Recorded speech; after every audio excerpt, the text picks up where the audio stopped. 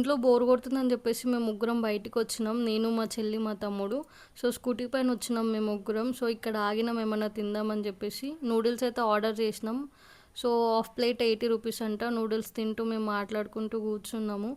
So, నేనుండి అన్నాను, తిన్న తర్వాత స్కానర్ వర్క్ అవ్వకపోతే ఏం చేద్దాం, మంచిగా తింటున్నాం ముగ్గురం, క్యాష్ కూడా తీసుకొని రాలేదు అని నేనుండి అన్నాను.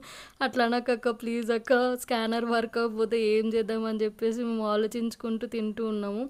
సో, బయటకు వచ్చినాక అదే పని అయింది, స్కానర్ వర్క్ అయితే లేదు. సో, కొంచెం సేపు ఆగి మళ్ళీ ట్రై చేసినా అయినా వర్క్ అవ్వలేదు. ఈసారి నంబర్కైనా ట్రై చేద్దామని నంబర్ ట్రై చేస్తే నంబర్ కూడా వర్క్ అవ్వట్లేదు. సో, నేను మా తమ్ముడిని అడిగాను, ఏంట్రా వర్క్ అవుతలేదు, నీ దగ్గర అమౌంట్ ఉంటే ఇవ్వురా అంటే వాడుండి జేబు చూపిస్తున్న, నా దగ్గర ఏం లేదని, జేబు అంతా ఖాళీ, నా దగ్గర అమౌంట్ లేవని చెప్తున్నవాడు. సో, ఫ్రెండ్కి కాల్ చేస్తే అమౌంట్ వేశారు. సో, దాని తర్వాత మేము బయటకు వచ్చినాం. ఇదే వెహికల్ మేము వచ్చింది.